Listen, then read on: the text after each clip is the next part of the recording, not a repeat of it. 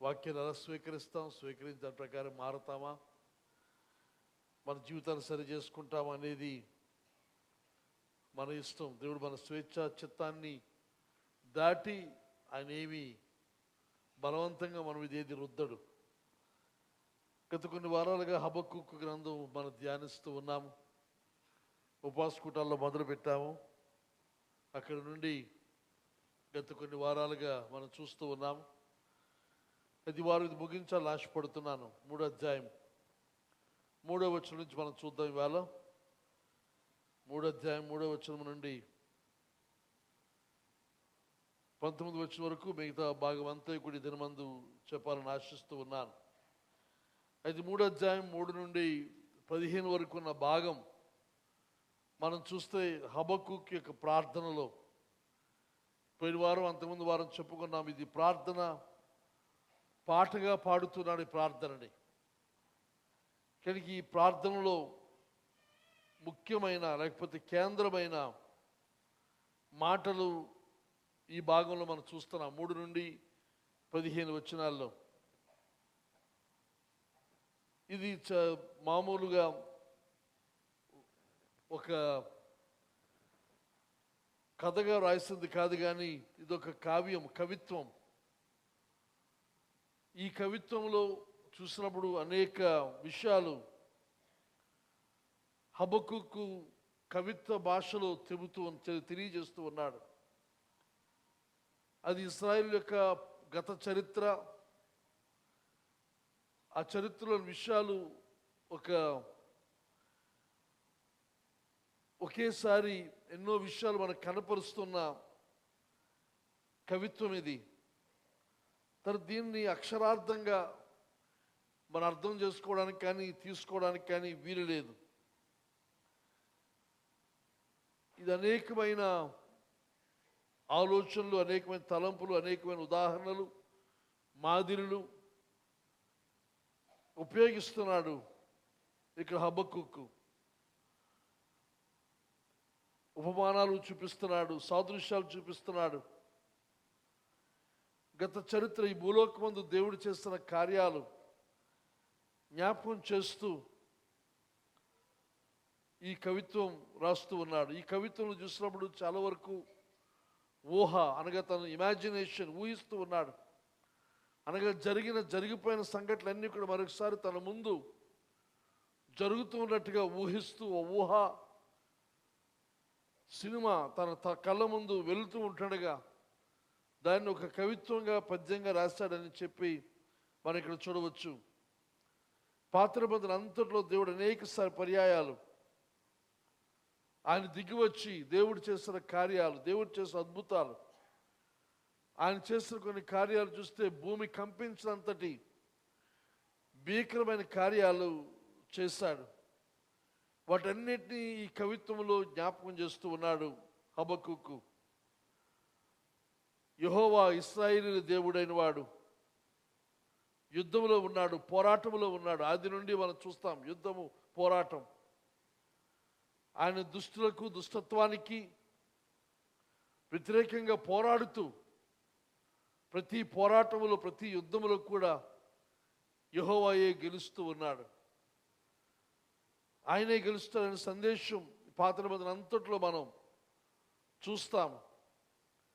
ఇదే రకమైన అవగాహన, ఆలోచన పాత నిబంధన అంతట్లో మాత్రమే కాకుండా నూతన నిబంధనలు చూస్తాం. మరి ముఖ్యంగా ప్రకటన గ్రంథములు ప్రభు దిగి వచ్చి ఆయన యుద్ధం చేసి జయమును సాధించి జరగబోయే కార్యాలు ప్రకటన గ్రంథంలో రాయబడ్డాయి. కనుక ఇవన్నీ కూడా దేవుని యొక్క లక్షణాన్ని, దేవుని యొక్క బలాన్ని, ఆయన శక్తిని, ఆయన చేసే కార్యాలు, చేయగల కార్యాలు వివరిస్తూ ఈ 3వ వచనం నుండి 15వ వచనం వరకు హబక్కూకు రాస్తూ ఉన్నాడు.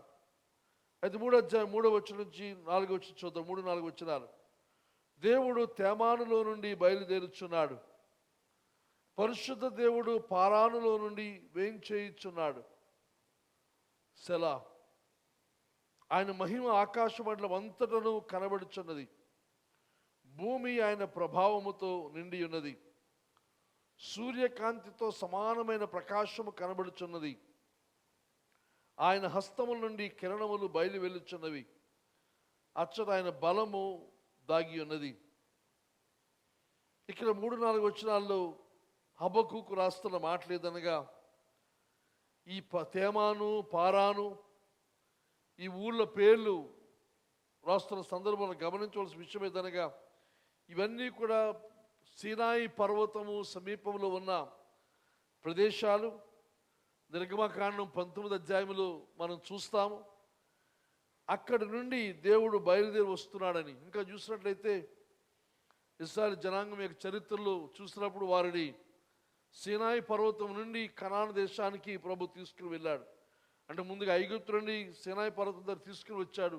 అక్కడి నుండి బయలుదేరి వెళ్తున్నప్పుడు వాక్యంలో చూస్తాము, ఆయన ముందుగా నడిచాడు, వెనకాల ఇశ్రాయేలు జనాంగం నడుచుకుంటూ వారికి వాగ్దాన దేశంలోనికి వారు ప్రవేశించారు. కనుక తేమాను తర్వాత పారాను అనేవి ఆ సీనాయి పర్వతం సమీపం నుండి ఆ ప్రదేశాల గురించి కవిత్వం ఉపయోగించి ఇక రాస్తున్నాడు. ఈ చరిత్ర అంతయు మన నిర్గమకాండం 19 అధ్యాయము, అలాగే సంఖ్యాకాండం 10 అధ్యాయము, ద్వితీయోపదేశకాండం 33 అధ్యాయములో మనం చూస్తే ఇవన్నీ కూడా అక్కడ ఆ 2 వచనాల్లో ఇవన్నీ కూడా హబక్కూకు ప్రస్తావిస్తున్నానని చెప్పి మనవి చేస్తూ ఉన్నాను. తర్వాత 3వ వచనానికి మధ్యలో ఒకసారి సెల అనే మాట వాడాడు. ఇది కీర్తనలో ఎక్కువగా మనం చూస్తాము. ఆ మాటతో అర్థం ఎవరికి తెలియదు, కానీ భావన ఏదనగా అక్కడ ఆగి ఆలోచించమని ఒకవేళ చెబుతున్నారేమో కవి అని మాట ఉంది. కనుక ఇక్కడ అంటున్నాడు హబక్కూకు, దేవుడు తేమానులో నుండి బయలుదేరుచున్నాడు, పరిశుద్ధ దేవుడు పారానులో నుండి వేయించేయుచున్నాడు.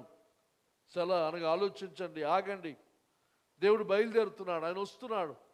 ఇంతకుముందు చేస్తున్న కార్యాలు మరొకసారి మన మధ్య ఆయన చేస్తాడు. ఆయన మహిమ ఆకాశ మండలం అంతటా కనబడుచున్నది. ఆయన భూమి ఆయన ప్రభావంతో నిండి ఉన్నది. మనకి ఇంతకుముందు వచ్చానని అంటాడు, సముద్రము ఇక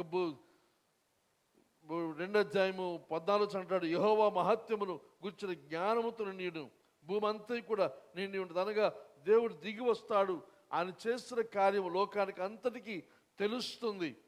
ఆయన ప్రభావంతో నిండి ఉంటుంది. సూర్యకాంతి లేకపోతే కిరణాలు ఎలాగైతే సూర్యుని యొక్క వెలుగు లోకమంతా వ్యాపిస్తుందో దేవుడు చేస్తున్న కార్యం ఆ రకంగా ఉంటుందని చెప్పి తెలియజేస్తూ ఉన్నాడు. ఇంకా కీర్తన 68వ కీర్తన, తర్వాత న్యాయాధిపతులు 5 అధ్యాయం, ఇవన్నీ కూడా సీనాయి పర్వతం నుండి దేవుడు వారిని తోడుకొని వాగ్దాన దేశం తీసుకునే విధానం అంతా కూడా ఇక్కడ 2 వచనాల్లో హబక్కూకు మనకు జ్ఞాపకం చేస్తున్నాడు. తర్వాత 5వ వచనం, ఆయన ముందుగా తెగుళ్ళు నడుచున్నవి, ఆయన పాదముల వెంట అగ్ని మెరుపులు వచ్చుచున్నవి.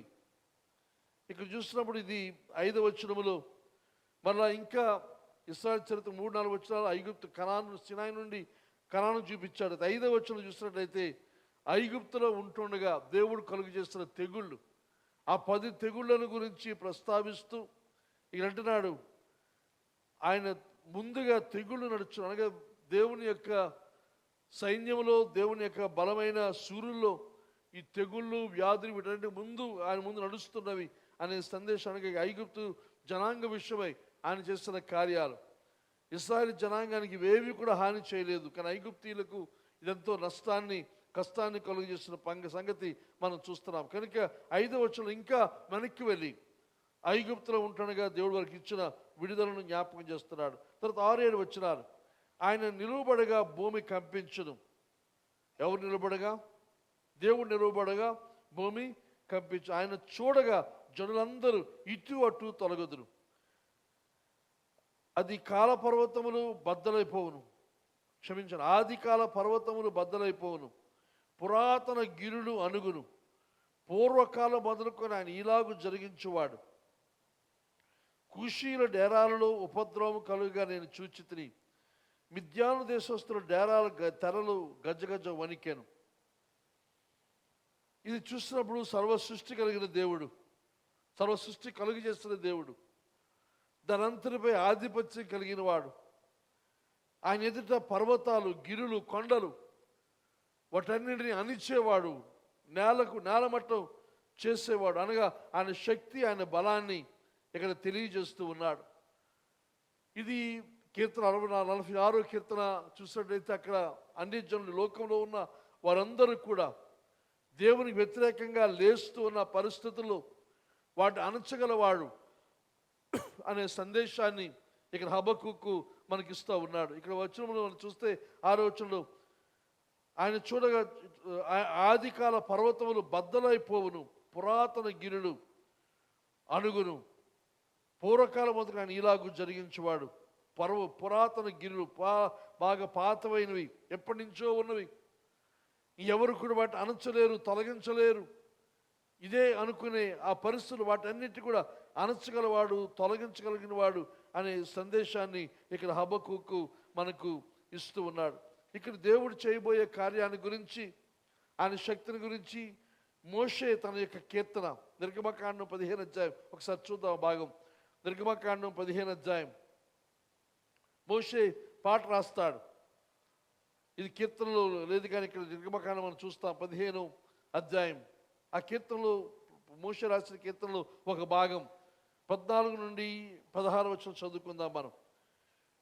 జనములు నీ విని దిగులుపడును, ఫిలిష్తీయుల నివాసులకు వేదన కలుగును, ఏదోము నాయకులు కలవరపడుదురు, మోయాబు బలిష్ఠులకు వణుకు పుట్టును, కనాను నివాసులందరూ దిగులుంది కరిగిపోదురు, భయము అధిక భయం వారికి కలుగును. యెహోవా నీ ప్రజలు అద్దరికి చేరు వరకు, నీవు సంపాదించిన ఈ ప్రజలు అద్దరికి చేరు వరకు నీ బాహుబలము చేత పగవారు రాతి వలె కదలకుందురు. ఇక్కడ ఈ మాటలు మోషే ప్రవచిస్తూ ఉన్నాడు. ఈ పాటలో ఏమి చెప్తున్నాడుగా, ఇశ్రాయేలు జనాంగం దేవుని యొక్క నాయకత్వంలో కనాను దేశాన్ని బయలుదేరి వెళుతూ ఉంటే ఆ సమీపంలో ఉన్న పట్టణాలు, దేశాలు వారు ఏమవుతారు, వారు దిగులు పడతారు.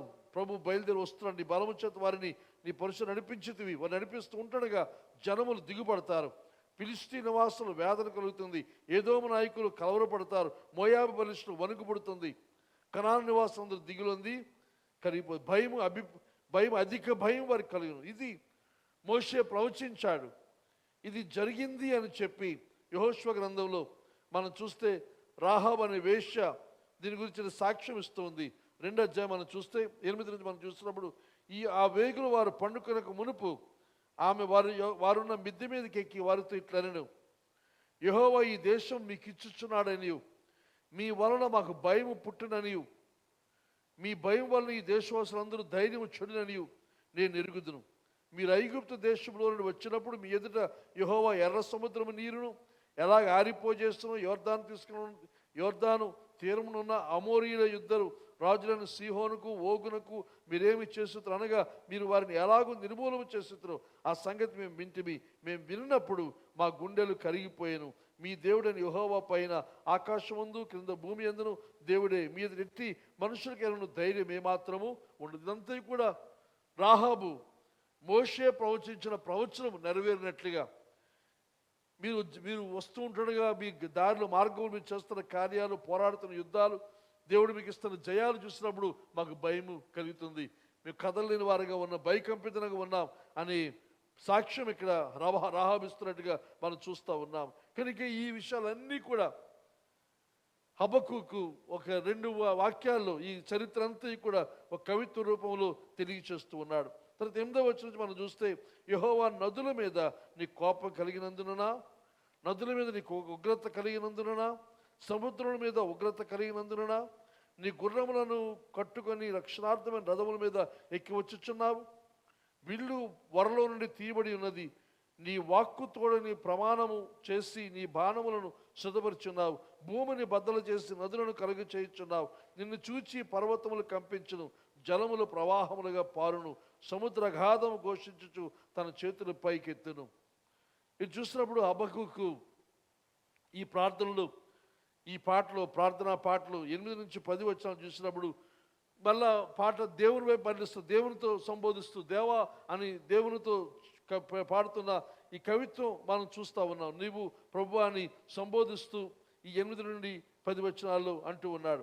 అయితే 8వ వచనం మనం చూస్తే ఆ వచనం అంతా కూడా ఒక ప్రశ్న. హబక్కుకు మనకు తెలుసు, అది మొదటి నుంచి కూడా ప్రశ్నలు వేయడం తన యొక్క అలవాటు. అదే ప్రశ్న ఇక్కడ చూసినప్పుడు సంధిస్తున్నాడు, దేవుని మీద సంధిస్తున్నాడు ప్రశ్న. అంటున్నాడు, యెహోవా నదుల మీద నీకు కోపం కలిగినందున, నదుల మీద నీకు ఉగ్రత కలిగినందున, సముద్రం మీద నీకు ఉగ్రత కలిగినందున, నీ గుర్రములను కట్టుకుని రక్షణార్థమైన రథముల మీద ఎక్కి వచ్చుచున్నావు. ఇదెందుకు?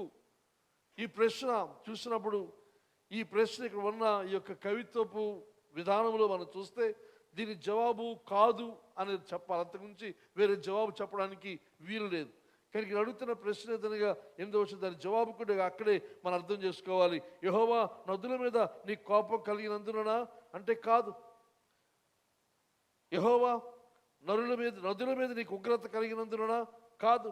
సముద్రం మీద నీకు ఉగ్రత కలిగినందున కాదు. నీ గుర్రములు ఎక్కట్టుకుని రక్షార్థ రథముల మీద ఎక్కి వచ్చుచున్నావు. ఎందుకనంటే ఇదంతా కూడా కోపంతో లేకపోతే రౌద్రంతో లేకపోతే మిమ్మల్ని నాశనం చేయడం కోసం కాదని తెలియచేస్తూ, ఇదంతా దేని కొరకునంటే జనాంగాలు లేకపోతే దేవుని ప్రజలకు వ్యతిరేకమైన జనాంగాలను అణిచి తన శక్తి తన బలాన్ని కనపరిచి ఇశ్రాయేలు జనాంగానికి విడుదల ఇవ్వడం కోసం. కనుక ఇశ్రాయేలు జనాంగం మనకు తెలుసును. ఎర్ర సముద్రం దాటారు, తర్వాత యోర్దాను నది దాటారు. యోర్దాను నది పొంగుతున్న సమయంలో దాన్ని దాటిన పరిస్థితి. కానీ ఇవన్నీ ఎందుకు ఇలా ఇంత విపరీతంగా ప్రవర్తిస్తున్నాయంటే నీ ప్రజలకు మేలు చేయడం కోసమే, కానీ ఆ నదుల మీద కానీ సముద్రాల మీద కానీ కోపం చేత కాదనే సందేశాన్ని ఇక్కడ హబక్కూకు మనకు తెలియచేస్తూ ఉన్నాడు. కనుక ఈ భూమిని పాయలు చేసి భూమిలో నుంచి నదులను ప్రవహింపచేయడం, ఇవన్నీ కూడా దేవుని యొక్క ప్రజలకు మేలు చేయడం కోసం దేవుడు చేస్తున్న కార్యాలన్న సంగతి మనం ఇక్కడ గమనిస్తూ ఉన్నాము. తర్వాత ఇంకా 10వ వచనంలో, నిన్ను చూచి పర్వతం కంపించును, జలముల ప్రవాహములుగా పారును, సముద్రాఘాతం ఘోషించుతూ తన చేతులపై ఎత్తును ఈటల తరతలలాడుగా సంచరించి బాణముల కాంతికి భయపడి సూర్యచంద్రుడు తమ నివాసంలో ఆగిపోదురు. బహురౌద్రము కలిగి నీ భూమి మీద సంచరించు. ఇవన్నీ కూడా చూసినప్పుడు ఇశ్రాయేలు చరిత్ర, ముఖ్యంగా న్యాయాధిపతుల్లో దెబోరా సిసెరాను నాశనం చేయడం, అంతమొందించడం, వాటన్నిటి గురించిన విషయాలు ఈ కొద్ది కవిత్వపు మాటల్లో హబక్కూకు తెలియజేస్తూ ఉన్నాడని చెప్పి మనవి చేస్తూ ఉన్నాను. కానీ ఇది చూస్తున్న 3వ అధ్యాయం 11వ వచనంలో మనం చూస్తే, ఇది ఈటల తలతలలాడుగా సంచరించి నీ బాణముల కాంతికి భయపడి సూర్యచంద్రులు తమ నివాసములలో ఆగిపోదురు. అనగా దేవుని యొక్క ఈటలు, దేవుని యొక్క బాణములు, వాటి కాంతి చూసి ఏమయ్యారు ఇక్కడ? సూర్యచంద్రులు. ఇది దేని గురించి ప్రస్తావన ఆలోచన చేస్తే యెహోషువ గ్రంథం 10వ అధ్యాయంలో మనం చూస్తాం. సూర్యుడా అక్కడ ఆగిపో, చంద్రుడా నువ్వు ఇక్కడ ఆగిపో అని యెహోషువ ప్రకటించిన ప్రకటన అనుసరించి సూర్యుడు చంద్రుడు ఆగిపోగా ఇశ్రాయేలు జనాంగానికి విజయం కలిగింది. కనుక దానికి కారణం ఏంటంటున్నానుగా హబక్కూకు ఇక్కడ 11వ వచనం అంటున్నాడు, నీ ఈటలు తలతలలాడగా సంచరించి నీ బాణముల కాంతికి భయపడి సూర్యచంద్రులు తమ నివాసములలో ఆగిపోదురు. ఇవన్నీ దేవుని యొక్క శక్తి ప్రభావాన్ని జ్ఞాపకం చేస్తూ హబక్కూకు రాస్తూ ఉన్నాడు. తర్వాత 12వ వచనం మనం చూస్తే, బహురౌద్రము కలిగి నువ్వు భూమి మీద సంచరించుచున్నావు, మహోగ్రుడవై జనములను అనగదొరుకుచున్నావు. బహురౌద్రము కలిగి నువ్వు భూమి మీద సంచరించుచున్నావు. నీ జనులను రక్షించుటకు నీవు బయలుదేరుచున్నావు. నీవు నియమించిన అభిషిక్తుని రక్షించుటకు బయలుదేరుచున్నావు. ఇక ఈ మాటలు హబక్కూకు తెలియజేస్తున్న సందేశం మనం చూస్తే, దేవుని యొక్క శక్తి, గత ఇశ్రాయేలు చరిత్రలో ఆయన చేస్తున్న కార్యాలు చేస్తూ మరొకసారి దేవుడు బయలుదేరి వస్తూ ఉన్నాడు. మహోగ్రుడై జనములను అనగదొరుకుచున్నావు, బహురౌద్రము కలిగి నువ్వు భూమి మీద సంచరించుచున్నావు. కనుక భూమి మీద ఆయన చేస్తున్న కార్యాలన్నీ హబక్కూకు జ్ఞాపకం చేస్తూ ఎలా చేస్తాడు? బహురౌద్రంతో చేస్తాడు, మహా ఉగ్రతతో ఆయన చేస్తాడు. అయితే 13వ వచనం అంటున్నాడు, నీ జనులను రక్షించుటకు నీవు బయలుదేరుచున్నావు, నీవు నియమించిన అభిషిక్తుని రక్షించుటకు బయలుదేరుచున్నావు. ఇక్కడ హబక్కూకు అంతకుముందు చేస్తున్న ప్రార్థన 2వ వచనంలో, యెహోవా సంవత్సరాలు జరుగుతుండగా నీ కార్యములు నూతన వచనం ప్రార్థన చేస్తూ కోపించుచునే వాత్సల్యము చూపించు. ఆయన కోపించుచునే వాత్సల్యం. ఇక చూస్తే 12వ వచనంలో 13వ వచనం 2 మనకు కనబడుతున్నాయి. 12వ వచనంలో ఆయన ఉగ్రత, ఆయన కోపం, ఆయన రౌద్రుడై తిరుగుతూ ఉన్నాడు, సంచరిస్తూ ఉన్నాడు. కానీ 10వ వచనం చూస్తే నీ జనులను రక్షించుటకు నువ్వు బయలుదేరుచున్నావు. ఇక ఆయన బయలుదేరాడు. కొంతమందికి ఎలా కనబడుతున్నాడంటే ఆయన అనగదొరుకుతున్నట్టుగా, నాశనం చేస్తున్నట్టుగా, రౌద్రంతో ఉన్నట్టు కనబడుతుంది. మరికొంతమందికి రక్షించుటకు నువ్వు బయలుదేరుచున్నావు. నీవు నియమించిన అభిషేక్తిని రక్షించుటకు బయలుదేరుతున్నావు. కనుక ఇక్కడ 2 రకాలైన ప్రజల్ని మనం చూడొచ్చు. దేవుని యొక్క ఉగ్రతకు లోనైన ప్రజలు, దేవుని యొక్క కృపకు పాత్రులయ్యే ప్రజలు. కనుక ఇద్దరు ఒకటి కాదు, వేరు అని చెప్పి మనవి చేస్తూ ఉన్నాను. దేవుని యొక్క మాటకు లోబడక, దేవుని చిత్తానికి లోబడక, తమ సొంత ఇష్టాన్ని అనుసరించి ప్రవర్తిస్తున్న వారి మీద దేవుని యొక్క ఉగ్రత, తీర్పు తప్పనిసరిగా వస్తుంది. అది ఎప్పుడు అనంటే ఇది పెద్ద మన చేతిలో ఉన్న విషయం కాదు. ఇది పెద్ద సమస్య. మనలో కొంతమందికి మన ఆశ, మన కోరిక ఏదనగా వెంటనే జరిగిపోవాలి. కానీ దేవుడు పనిచేసే విధానము అది కాదు. దేవుడు ఎప్పుడైనా చేయగలడు, ఏదైనా చేయగలడు. కానీ ఆయన ఎప్పుడు చేస్తాడు, ఎప్పుడు ఎలా చేస్తాడు అనేది ఆయన ఆధీనంలో ఉంది. ఆయన ఒకవేళ తీర్పు తీరిస్తే ఇప్పుడే తీర్చవచ్చును. ఆ పుస్తకాన్ని చూస్తాం, అననీయ సభ్యులు అక్కడికక్కడే పడి చనిపోయారు వాళ్ళు. కానీ ఒక్కోసారి ఆయన తీర్పును అంచెదినం వరకు, ఆఖరి దినం వరకు, ఆయన రాకడ వరకు కూడా ఆపి ఉంచవచ్చు. దానికి కారణం ఏదనగా ఒకవేళ ఈ మధ్యకాలంలో మారు మనసు పొందుతారేమో, రక్షించబడతారేమో, ఆయన చిత్తాన్ని లోబడడానికి మనసు మార్చుకొని వస్తారేమో అనే ఆశతో దేవుడు కనిపెడుతున్నాడేమో. కానీ ఇది చూస్తున్నప్పుడు దేవుడు ఈ లోకానికి వస్తున్నాడు.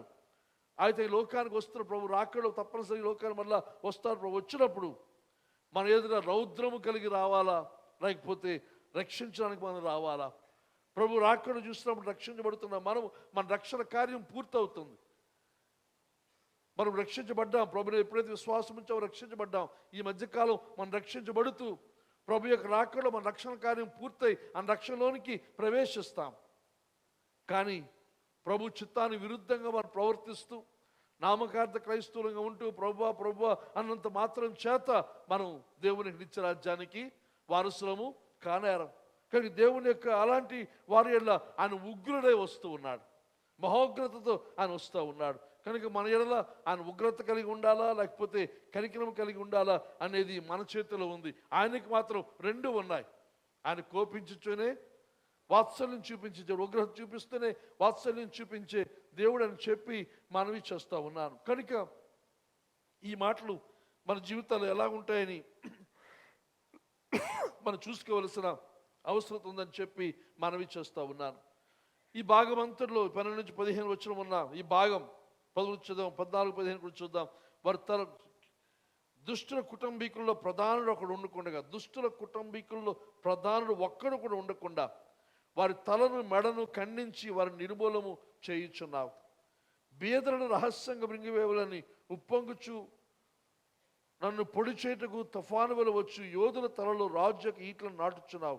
నీవు సముద్రమును త్రొక్కుచు సంచరించుచున్నావు. నీ గుర్రములు మహాసముద్ర జలరాశులను త్రొక్కును. ఇదంతా కూడా దేవుని యొక్క శక్తి, దేవుని యొక్క ప్రభావం. దేవునికి వ్యతిరేకంగా, లేక ప్రజలకు వ్యతిరేకంగా, పేదవారికి వ్యతిరేకంగా ప్రవర్తిస్తున్న ధనవంతులైన వ్యక్తులు, వారి యొక్క పరిపాలకులు, ఆ దుష్ట కుటుంబీకులు ప్రధానుడు ఒక్కడు కూడా ఉండకుండా వారి తలను మెడను ఆయన నరికేస్తారు, ఖండిస్తాడని చెప్పి ఇక్కడ వ్రాస్తున్న మాట మనం చూస్తున్నాం. తుఫాను వచ్చినట్టుగా భయంకరమైన సముద్రం త్రొక్కుతూ ఆయన సంచరిస్తాడు అనే సందేశాన్ని ఇక్కడ ఇస్తూ ఉన్నాడు. కానీ ఈ ప్రకృతి విలయ తాండవం, ప్రకృతి చేస్తున్న భయంకరమైన ఉరుములు, మెరుపులు, ధ్వని, ఇవన్నీ కూడా దేవుని యొక్క బలమైన సైన్యము గల దేవునికి ముందుగా వస్తూ ఆయన భయకంపితలు చేస్తున్న పరిస్థితిని మనం చూస్తూ ఉన్నాం. దేవుడు తప్పనిసరిగా దిగి వస్తాడు. అక్రమం, అవినీతిలో విచ్చలవిడిగా ఏ రకమైన భయం లేకుండా, దేవుని భయం లేకుండా, మనుషుల భయం లేకుండా సంచరిస్తున్న వారి తలను మెడను ఖండించేవాడు మన ప్రభు అని చెప్పి మనవి చేస్తున్నాడు. దుష్ట కుటుంబీకులు ప్రధానుడు ఒక్కడు కూడా ఉండకుండా ఆయన ఖండిస్తాడు, ఆయన కార్యం చేస్తాడు. ఇది ప్రభు చేయగలిగిన శక్తి, బలాన్ని మనం ఇక్కడ చూస్తూ ఉన్నాం. కనుక ఈ 13 నుండి 12 నుంచి 15 వచ్చిన భాగం మనం చూస్తే, మీరు తర్వాత ఇంటికి వెళ్ళిన తర్వాత 18వ కీర్తన చదవండి. 18వ కీర్తన 6 నుంచి 15 వచనాలు ప్రాముఖ్యంగా చూస్తే దేవుడు ఇక్కడ ఎలా దిగి వచ్చాడు, ఆకాశం నుండి ఎలా దిగి వచ్చాడు, ఆయన ఆకాశం తెరిచి ఆయన దిగి వచ్చి ఆయన చెయ్యి చాపి దావీదును ఎలా రక్షించాడు అనేది దావీదు ఈ కీర్తనలో సౌలు నుండి దేవుడు తను కాపాడిన విధానం అంతటి కూడా తన జీవితం యొక్క చివరిలో 18వ కీర్తన దావీదు రచించాడు. ఆ కీర్తనలో భావాలు ఇక్కడ తీసుకున్నాడు. ఆ తర్వాత ఇంకా నిర్గమకాండం 15 అధ్యాయం చెప్పుకున్న ఆ పాట మోషే రచించిన కీర్తన, అందులో భాగాలు తీసుకున్నాడు. ఆ తర్వాత ఇంకా దెబోరా రచించిన కీర్తన, న్యాయాధిపతుల గ్రంథము 5వ అధ్యాయంలోని, అలాగే 18 కీర్తన 18 ఈ 3 కీర్తనలో మాటలు, భావాలు, ఆలోచనలు తీసుకొని హబక్కూకు ఈ మాటలన్నీ కూడా రాస్తూ ఉన్నాడు. కనుక దీన్ని బట్టి మనకు అర్థమవుతుంది ఏదనగా హబక్కూకు తన పాటల పుస్తకం బాగా తెలుసు. వారు ఇశ్రాయేలు జనాంగం పాడుకునే పాటలు తనకు బాగా తెలుసు. ఆ తెలిసిన కారణం చేత ఆ పాటలన్నింటినీ కూడా తన యొక్క పాటలో చేర్చి ఆ పాటను దేవునికి ప్రార్థనగా చేస్తూ ఉన్నాడు. మన సంఘంలో కొంతమంది ప్రార్థనలు చేస్తూ ఉన్నప్పుడు గమనిస్తాను, వారు చేసే ప్రార్థనలు చాలా వరకు మన పాటల్లో మాటలు తీసుకుని ప్రార్థన చేస్తారు. కొంతమంది వాక్యాన్ని ఎత్తి ప్రార్థన చేస్తారు. మంచిది, సంతోషం. ఒకవేళ వాక్యం జ్ఞాపకం లేకపోయినా ఈ పాటలు మనకు ఉపయోగపడతాయి.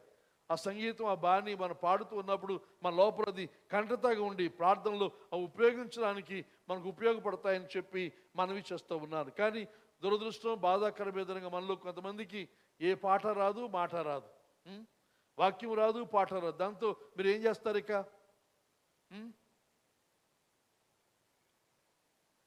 అలాగ అయోమయంగా కూర్చోవడం తప్పించి మళ్ళీ ఎవరో వచ్చి ఏదో మనం చేయాలి తప్ప మనంతట మనం దేవుని దగ్గర వెళ్ళి అయ్యా నా బాధ ఇది, నా కష్టం ఇదని చెప్పుకోలేని ఆ పరిస్థితి అనేది బహుభయంకరమైనది. అయోమయంగా ఉండిపోవడం.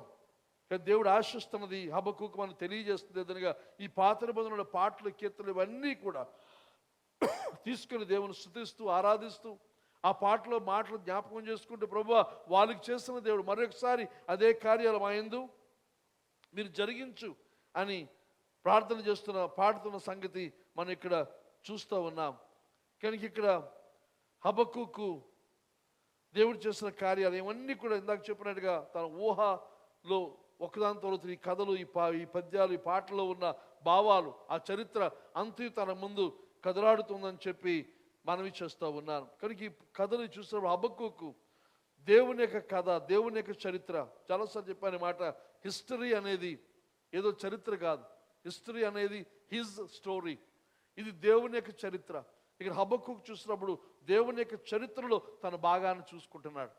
దేవుని చరిత్రలో దేవుడు చేసిన కార్యాలు, అందులో నేను కూడా పాత్రనై ఉన్నాను, నేను కూడా ఇందులో పాత్ర వహిస్తూ ఉన్నాను, నేను ఆ కథలోనికి నేను వెళ్తూ ఉన్నాను.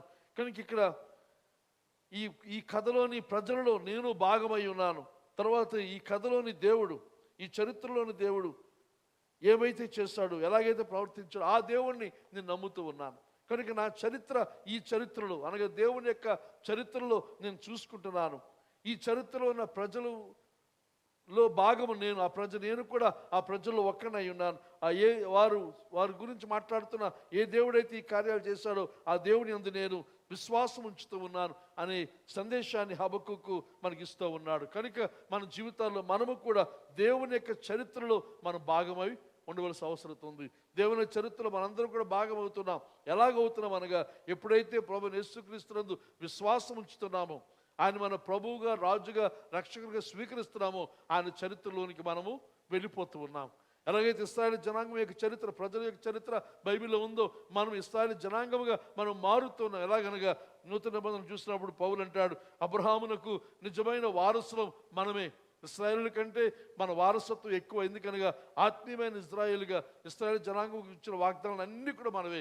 అబ్రహాము కన్నా వాగ్దానాలు అన్నీ కూడా మనవే. కనుక మనము కూడా ఆ ప్రజల్లో ఒక భాగం అయిపోయాం అనే సందేశాన్ని ఇస్తూ, వారిని నడిపిస్తూ, వారిని విడిపిస్తూ, వారి ముందు నడుస్తూ, వారిని ఏర్పాటు చేస్తున్న ఆ దేవుడే మన దేవుడిగా ఉన్నాడు.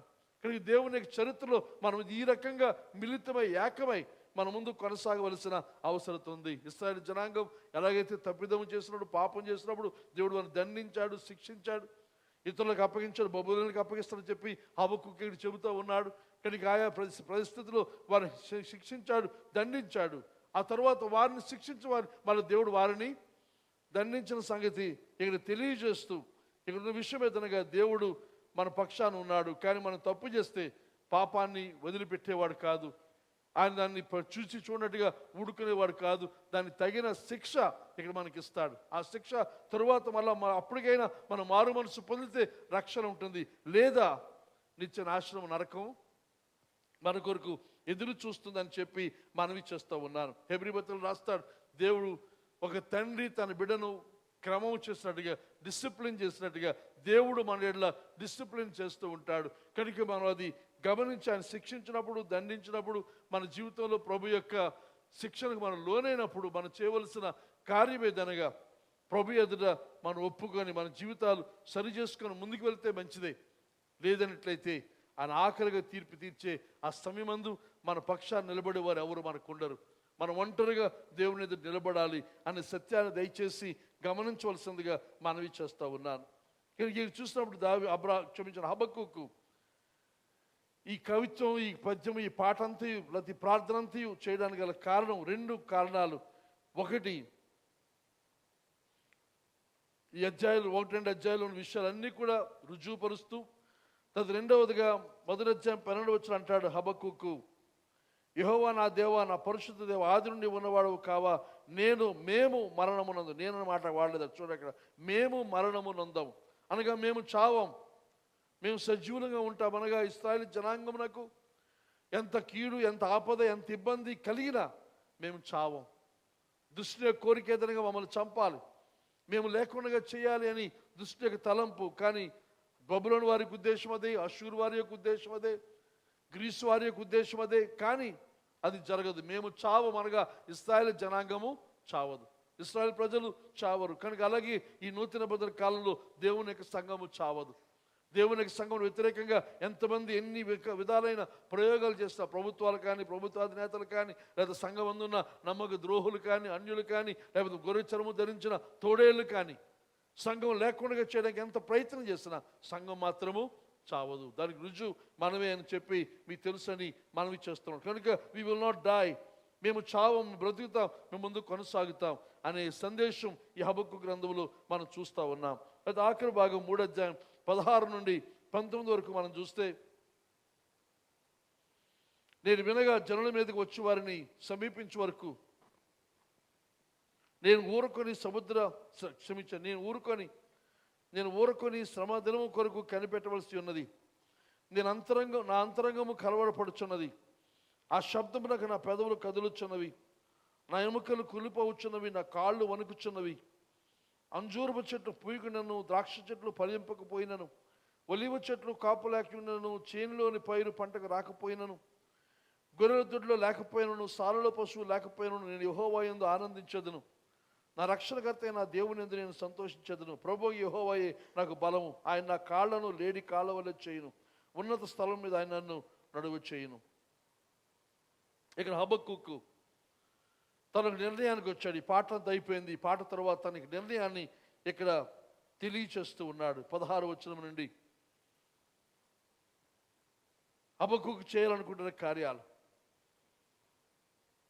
ఈ ప్రవక్త ఇప్పుడు ఏ స్థితిలో ఉన్నాడు, తన భావావేశం అలాగుంది. సంతోషంగా ఉన్నాడా? సంతోషంతో చప్పట్లు కొట్టే పరిస్థితిలో ఉన్నాడా? అంత నవ్వుతూ ఆనందంగా ఉన్నాడా అని ప్రశ్నించుకుంటే, జాగ్రత్తగా గమనిస్తే అవేవి మనకు కనబడవు. ఆనందము, ఉత్సాహము, సంతోషము ఏవి కూడా లేవు. కానీ ఇక్కడ చూసినప్పుడు తను ఎలాగున్నాడు అని అంటే, తనకు భయం కలుగుతుంది. నా పెదవులు కదులుచున్నాడు, పెదవులు వణుకుతున్నాయి, ఎముకలు కుళ్ళిపోవచ్చున్నాయి, కాళ్ళు వణుకుచున్నాయి. ఇది జరగబోతుంది అనగా బబులోను వారు వస్తారు, ఈ రకంగా ప్రజలు నాశనం చేస్తారు. ముందుగా బబులోను ద్వారా ఇశ్రాయేలు జనాంగానికి నష్టం, ఆ తర్వాత బబులోను నష్టం, జరగబోయే పరిస్థితులన్నీ దేవుడు తను తెలియచేయగా విన్న తరువాత చూసినప్పుడు ఏ రకమైన ఆనందము, సంతోషం కాక భయము, వణుకు తను కలుగుతున్న సంగతి మనము చూస్తూ ఉన్నాం. కానీ ఈ భయములో, ఈ వణుకులో, ఈ చూసినప్పుడు హబక్కూకు తను చేస్తున్న పని ఏదనగా విశ్వాసము కలిగి ఉన్నాడు. ఏది ఎలాగున్నప్పటికీ, పరిస్థితి అలా జరిగినప్పటికీ, ఇంతకుముందు దేవుడు తను తెలియజేస్తాడు. నీతిమంతుడు విశ్వాస మూలముగా జీవించిన హబక్కూకులో దేవుడు తెలియజేసిన మాటను అనుసరించి, ప్రభువా ఏమి జరిగినా సరే నీ యందు విశ్వాసాన్ని మాత్రం నేను వదలను అని చెప్పి, ఈ ముగింపు మాటలు హబక్కూకు చెప్తున్న మాట ఏదనగా 3 విషయాలు చెప్తున్నాడు. అదేదనగా ఐ విల్ వెయిట్, నేను కనిపెడతాను. నేను ఊరకుని కనిపెట్టవలసి, శ్రమ దినము కొరకు కనిపెట్టవలసి ఉన్నది. అనగా దేవుడు చెప్పిన కార్యం నెరవేరు వరకు నేను కనిపెట్టాలి. దేవుడు చెప్పిన ఏమిటి? ఆ శ్రమ దినం ఏమిటి? మొదటి ఇశ్రాయేలు జనాంగానికి కలిగే శ్రమ. ఆ తరువాత కొన్ని దాదాపు 50-60 సంవత్సరాల తర్వాత బబులోను వారికి కలగబోయే శ్రమ. అది నేను చూస్తాను, దాని కొరకు నేనేం చేస్తానండి, నేను కనిపెడతాను, నేను వేచి ఉంటాను. ఐ విల్ వెయిట్ అనే మాట రాస్తాడు. తర్వాత ఇంకో మాట రాసేది ఇక్కడ ఈ 16-19 భాగంలో, ఐ విల్ రిజాయిస్, నేను ఆనందిస్తాను. అది తనలో ఆనందం లేదు, కానీ నేను ఆనందిస్తానని చెప్తున్నాడు. ఆ తరువాత మూడోదిగా తను చెప్తున్న మాట ఏంటనగా, ఐ విల్ రన్, నేను పరిగెడతాను. ఈ 3:16 చూసినప్పుడు నేను భయముతో, ఆ భయం ఎలాంటిదంటే ఇంగ్లీష్ టెక్స్ట్లో రాస్తారు ప్యారలైజింగ్ ఫియర్, అనగా పక్షవాతం కలిగిన అచేతనుడై ఉండిపోయే భయం. ఇక చూసినప్పుడు తనలో ఉన్న లోపల భావాలు యథార్థంగా దేవునికి తెలియజేస్తారు. బ్రూటలీ హానెస్ట్ కన్ఫెషన్, అనగా యథార్థంగా తనలో ఉన్న విషయం, నా ఎముకలు, నా కాళ్ళు, నా పెదవులు వణుకుతూ ఉన్నాయి, భయంతో నిండిపోయి ఉన్నాను అని చెబుతూ, ఎందుకనగా భవిష్యత్తు ఇశ్రాయేలు జనాంగానికి, తర్వాత బబులోను వారికి దేశం మీద దేవుడు చేయనైన కార్యాలు చూసినప్పుడు అతడు భయపడుతూ ఉన్నాడు. మనకందరూ కూడా తెలుసును, ఇందాక అనుకున్నాం, మేము చావం, అది యుద్ధం అనేటప్పుడు సమిష్టిగా సంఘముగా మనం చావకపోవచ్చు, కానీ యుద్ధంలో చాలామంది చనిపోతారు, చాలామంది పోతారు. కనుక అది జరిగినప్పటికీ ఆయన జనాంగం, ఇశ్రాయేలు దేశం కొనసాగినట్లుగా, అలాగే సంఘము కూడా పోరాటం యుద్ధంలో కొంతమంది మధ్య రాలిపోవచ్చు, చనిపోవచ్చు, కానీ ఆయన సంఘం మాత్రం ముందుకు కొనసాగుతుందనే సందేశం. కనుక ఇక్కడ హబక్కూకు అంటున్నాడు, ఇదంతా జరుగుతూ ఉంది, ఇదంతా చూస్తున్నాడు. ఈ భయము, అనేక ప్రజలు చనిపోతూ ఉండడం, అనేకులు పతనం అవడం, ఇదంతా చూస్తుంటే నాకు భయం కలుగుతుంది. దేవుని యొక్క ఉగ్రత, దేవుని యొక్క కోపాన్ని తలంచుకొని, మన దినమందు వర్షం వచ్చింది మనకి. ఆ వర్షం వచ్చిన మన శుక్రవారం కదా, వర్షం వచ్చినప్పుడు జే బయట ఉన్నాడు. అయితే మాకు ఇంట్లో ఉన్న భయంకరమైన వర్షం, భయంకరమైన గాలి. అదే టైంలో టీనా బయలుదేరి ఈకో మీద వార్డు గారు తను కలిసి వెళ్తున్నారు. మధ్యలో భయం వేసి, మీరు ఆగిపోండి, వెనక్కి వచ్చేయండి అంటే, గాలి ఎటు వెళ్తుంది, ఎలాగొస్తుందో తెలియదు. మన చెట్లు మొత్తం ఖాళీ అన్నీ రాలిపోయాయి. చీకటి అయిపోయింది, 4 గంటలకే చీకటి అయిపోయింది. ఆ టైంలో బిడ్డ ఒకడు బయట ఎక్కడున్నాడో తెలియదు, టీనా బయలుదేరి వెళ్తూ ఉంది. ఎంతో భయం, ఎంతో ఆందోళన. లోపలైతే సమాధానం ఉంది, కానీ సమయం గడిచుకోదు, ఏమైపోయిందో రకరకాలుగా ఆలోచనలు. అనగా చూసినప్పుడు దేవుని యొక్క ఉగ్రత, దేవుని యొక్క భయము దిగి వచ్చినప్పుడు ఇంత భయంకరంగా ఉంటుంది. అదొక సూచనగా మనం ఆ రోజు దాన్ని మనం తలంచవచ్చు. హుదూదు టైంలో కానీ, లేకపోతే సునామీ టైంలో కానీ, లేకపోతే దివిసేమ, ఉప్పెన, ఇవన్నీ వెనక్కి ఆలోచన చేస్తే, దేవుడు ఒకవేళ ఆయన ఉగ్రతతో దిగి వస్తే ఎలా ఉంటుంది అనేది ఒక సూచనగా మనం ఇక్కడ చూస్తూ ఉన్నామని చెప్పి మనవి చేస్తూ ఉన్నాను. మనం కూడా మన జీవితాలు చూస్తున్నప్పుడు హబక్కూకు వంటి పరిస్థితులను మనం వెళ్తూ ఉన్నాం. యుద్ధాలు, కరువు, కాటకాలు కలుగుతూ ఉన్నాయి. మన ప్రపంచ దేశాలన్నింటిలో చూస్తూ శాంతి లేదు, నెమ్మది లేదు. ఇంకా చెప్పాలంటే మన దేశాలన్నీ కూడా ఏక నాయకత్వానికి, అంత్యక్రీస్తు యొక్క నాయకత్వానికి సిద్ధపడుతున్న పరిస్థితులు మన ప్రపంచవ్యాప్తంగా మనకు కనబడుతుంది. యుద్ధాలు జరుగుతూనే ఉన్నాయి. సిరియా దేశంలో కానీ, యెమెన్లో కానీ, ఇథియోపియాలో కానీ, కాంగోలో కానీ, ఉక్రెయిన్లో కానీ, ప్రస్తుతం ఇజ్రాయిల్ పాలస్తీనా ప్రదేశం అందు, ఇరాన్లో, ఈ యొక్క గల్ఫ్లో జరుగుతున్న యుద్ధాలు పోరాటం మనం చూస్తున్నాం. అలాగే మన దేశంలో జరుగుతున్న మారణకాండ మణిపూర్లో, అది ఆ సమాచారం ప్రపంచానికి తెలియకుండా కొన్ని నెలల పాటు ఆపేసిన పరిస్థితి. దాని వెనకాల ఉన్నవారు ఎవరు చేస్తారనే సంగతి మనకు తెలుసును. ఇంకా అది మాత్రమే కాకుండా మన రాష్ట్రం ఎంతో శాంతితో నెమ్మదిగా ఉండే మన రాష్ట్రంలో చూసినప్పుడు, ముఖ్యంగా పశ్చిమ గోదావరి, తూర్పుగోదావరి జిల్లాల్లో జరుగుతున్న కార్యాలు, పరిణామాలు, పరిస్థితులు చూస్తూ ఉంటే మనం ఎటుపోతున్నాం. ఇంకా భయంకరమైన వ్యాధులు, పాండమిక్స్, కోవిడ్ లాంటివి ఇంకా అనేకం వస్తున్న ఈ పరిస్థితుల్లో ఇవన్నీ చూస్తున్నప్పుడు ఇవంతా దేనికి, ఏమిటని ఆలోచన చేస్తే, we are reaping the consequences of human folly, greed, recklessness and evil. మన ఇదంతా కూడా మనుష్య జాతి యొక్క మూర్ఖత్వము, ఫాలీ, చెడుతనం, మూర్ఖత్వం, తర్వాత గ్రీడ్ అనగా స్వార్థము, తర్వాత రెక్లెస్నెస్, నిర్లక్ష్యము, తర్వాత దుష్టత్వం. వీటి యొక్క ఫలితాలు ప్రపంచవ్యాప్తంగా ప్రజలందరము కూడా కోసుకుంటూ ఉన్న పరిస్థితుల్లో మనం జీవిస్తూ ఉన్నామని చెప్పి మనవి చేస్తూ ఉన్నాను. హబక్కూకు ఈ భయములు, తన భయం ఉంది, ఆ భయము నుండి తాను విశ్వాసాన్ని వైపు కదులుతూ ఉన్నాడు. ఇది చెప్పాలంటే హబక్కూకు ఇక్కడ తన భయాన్ని, తన విశ్వాసాన్ని కూడా ఆయన ఇక్కడ తెలియజేస్తున్నాడు. విశ్వాసం వల్ల భయం లేకుండా పోలేదు, కానీ విశ్వాసం వల్ల భయము అదుపులోనికి తీసుకొని రాబడింది. విశ్వాసం వల్ల భయం యొక్క అధికారం, భయం యొక్క బలం అది తొలగించబడి మనకు భయం చేత కృంగిపోవలసిన అవసరం లేదు. విశ్వాసం ద్వారా మనం ముందుకు సాగాలి. ఇప్పుడు చాలాసార్లు మన జీవితాల్లో, ముఖ్యంగా మన రాష్ట్రంలో, లేకపోతే క్రైస్తవ వ్యతిరేక గాలులు వీస్తున్న ఈ సమయంలో మనలో చాలా మందిలో కలిగే భావన ఏదనగా భయముతో వెనక్కి తగ్గిపోయి, నిర్వీర్యమైపోయి, ఏమీ చేయలేక, చేతకాక, కళ్ళు మూసుకొని లేకపోతే అన్నీ మూసుకొని దాగి ఉండే ఆ పరిస్థితి. కానీ అది కాదు మనం చేయవలసిన కార్యం. ఇక్కడ హబక్కూకు వలె విశ్వాసముతో ఆ భయాన్ని మన అదుపులోకి తీసుకొని రావాలి. భయం ఉంది, ఆ ప్రమాదం ఉంది, అది జరుగుతుంది.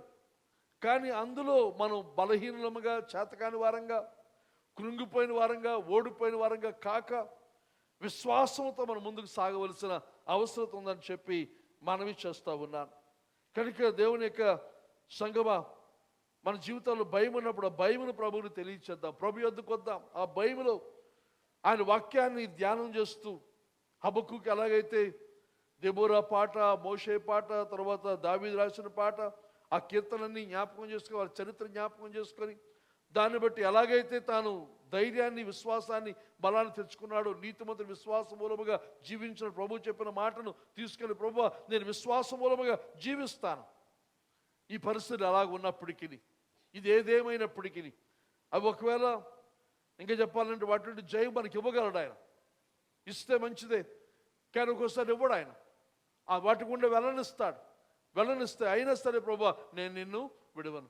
హెబ్రీ పత్రిక 11వ అధ్యాయం మనం చదివితే విశ్వాస వీరులు పట్టిక ఉంటుంది. కొంతమంది అద్భుతాలు, జయాలు సాధించారు. ఆ 11వ అధ్యాయం రాస్తాడు, కొంతమంది మరణానికి లోనయ్యారు, రెండుగా కోయబడ్డారు, దహించబడ్డారు, లేకపోతే శ్రమను అనుభవించారు. ఈ లోకం వారికి యోగ్యమైనది కాదు అనే సందేశం 11వ అధ్యాయంలోని ఆ చివరి భాగంలో మనం చూస్తాం. కనుక ప్రభువా ఈ కార్యం అన్నీ అనగదొక్కడానికి, లేకుండా చేయడానికి, వారికి తలను మెడను ఖండించి నిర్మూలన చేయడానికి నీకు అధికారం ఉంది, బలం ఉంది, శక్తి ఉంది, సమర్థుడు. కానీ నువ్వు చేయకపోయినా మనం జ్ఞాపకం చేసుకోవాల్సింది షడ్రకు, మేషకు, అబేద్నెగోలు. రాజు తండ్రి, రాజా మా దేవుడు సమర్థుడు, ఈ అగ్నిగుండం నుండి మమ్మల్ని తప్పించడానికి ఆయన సమర్థుడు. అయినను ఆయన రక్షించకపోయినా నీ విగ్రహాన్ని మాత్రం మేము నమస్కారం చేయం. కనుక మా దేవుడు సమర్థుడు, మాకు తెలుసును. కానీ ఒకవేళ మాకు సహాయం చేయకూడదు, మమ్మల్ని అగ్నికి ఆహుతి చేయాలని తలస్తే ఓకే, ఆయన చిత్తమే, ఆయన ఇష్టమే. కానీ నీ దేవునికి మాత్రం మేము నమస్కారము చేయము. ఈ అంత్య దినాల్లో సంఘానికి, క్రైస్తవులకు కావాల్సిన ఈ తెగింపు కావాలి. ఈ విశ్వాసం, ఈ ధైర్యం ఎక్కడి నుంచి వస్తుంది అనగా దేవుని వాక్యంలో నుండి, దేవుని పాటల్లో నుండి మనకు వస్తుంది. కనుక పాటలు, వాక్యము దయచేసి నిర్లక్ష్యం చేయవద్దని చెప్పి మనవి చేస్తూ ఉన్నాను. కనుక హబక్కూకు 2:3 దేవుడు అంటాడు, హబక్కూకు 2 సమస్తము క్షమించిన సమాప్తం ఒకటికి ఆతురపడుచున్నది, అది తప్పక నెరవేరును, అది ఆలస్యంగా వచ్చిన దాని కొరకు కనిపెట్టము, తప్పక జరుగును, దాని కొరకు కనిపెట్టము. దేవుడు అతను చెప్పాడు, వెయిట్ అన్నాడు. కనుక ఇక్కడ మాట హబక్కూకు అంటున్నాడు, నేను ఊరకొని కనిపెట్టి ఉంటాను. దేవుడు తన కార్యాన్ని నెరవేర్చే వరకు దుష్టత్వాన్ని శిక్షించి, తన ప్రజల్లోని దుష్టత్వాన్ని శిక్షించి, తర్వాత తన ప్రజలను శిక్షించిన ఆ బొబ్బులోని వారిని శిక్షించి, దేశంలో లోకానికి అంతరికి ఒక న్యాయాన్ని, సమతుల్యతను ఏర్పాటు చేసినంత వరకు నేను ఓపికతో కనిపెడతాను. తర్వాత అంటాడు 17వ వచనంలో, ఈ యొక్క భయంకరమైన ఈ నష్టములు నేను ఆనందిస్తాను. ఎలాగ ఆనందిస్తాను? అంజూరపు చెట్లు పూయకుండాను, ద్రాక్ష చెట్లు ఫలింపపోయినను, ఒలివ చెట్లు కాపు లేక ఉండనను, చేనులోని పైరు పంటకు రాకపోయినను, క్షమించండి, గొర్రెల దొడ్లు లేకపోయినను, సాలలో పశువు లేకపోయినను, నేను యెహోవా యందు ఆనందించదు. ముందే ఉన్నాడు, నేను కనిపెడతాను. రెండవది ఆనందిస్తాను. ఎప్పుడు ఆనందిస్తాడట? ఇవన్నీ ఈ ప్రస్తుత కాలం ముందు మనం చూస్తే ఇది అర్థం కాదు. ఇది ఆ రోజుల్లో హబక్కూకు రాసిన కాలంలో శత్రు సైన్యాలు యుద్ధం చేసినప్పుడు అవతల శత్రువు వచ్చి ఈ దేశాన్ని ముట్టడి వేసినప్పుడు లోపలికి ఆహార పదార్థాలు ఏమీ వెళ్ళకుండా అదుపు చేస్తారు. ఆహార ధాన్యాలు ఏమి లేకుండా. ఇంకా చెప్పాలంటే వారి యొక్క పంటలు, వారి యొక్క చేలు, వారి పైరంతా కూడా నాశనం చేస్తారు, తగలబెడతారు. వారు ఫలవృక్షాలు నాశనం చేస్తారు. కానీ ఇప్పుడు యుద్ధంలో కూడా మనకు తెలుసును జరుగుతున్న పరిణామాలు, పరిస్థితులు. ముఖ్యమైన కేంద్రమైన ప్రదేశాల్లో వారు బాంబులు వర్షాన్ని కురిపించి నాశనం చేస్తున్నారు, పాడు చేస్తున్నారు. స్కూల్స్, హాస్పిటల్స్, తర్వాత ముఖ్యమైన ప్రభుత్వ బిల్డింగ్లు అన్నీ కూడా నాశనం చేస్తారు. దానికి ఉద్దేశం ఏంటనగా ప్రజలకు ఇబ్బంది కలగాలి, కష్టం కలగాలి, బాధ కలగాలి. ఇంకా చెప్పాలంటే వారు నిలవలేని పరిస్థితి వారికి ఉండాలి అనే భావనతో ఈ రకమైన ఒత్తిడి శత్రు సైన్యం చేస్తూ ఉంటారు. అయితే అలాంటి ఒత్తిడి కలుగు చేస్తున్నప్పుడు హబక్కూకు అంటాడు, నేను యెహోవా యందు ఆనందిస్తాను. అంటే దీని అర్థం ఏమిటని చూస్తే, ఇక ఈ మాటలన్నిటి మనం గమనిస్తే, తినడానికి పళ్ళు ఏమి లేవు, కాయగూరలు ఏమి లేవు, పళ్ళు లేవు, కాయగూరలు లేవు. తర్వాత ద్రాక్షారసం లేదు, త్రాగడానికి ద్రాక్షారసం లేదు. ఇంకా ఆ టైంలో నీరు వీలైనంత వరకు నదులకు ఆనకట్టలు వేసి నది నీరు పట్టణంలోని వెళ్ళకుండగా వారు ఆటంకపరుస్తారు. ఇంకా లోపల నీరు లేక ఆకలికి దాహమునకు అలమటిస్తూ తిండి లేక బాధపడే పరిస్థితి. నో ఆలివ్స్ అనగా ఒలీవ చెట్లు అనగా చూసినప్పుడు ఒలీవ పళ్ళు లేవు, ఒలీవ నూనె లేదు.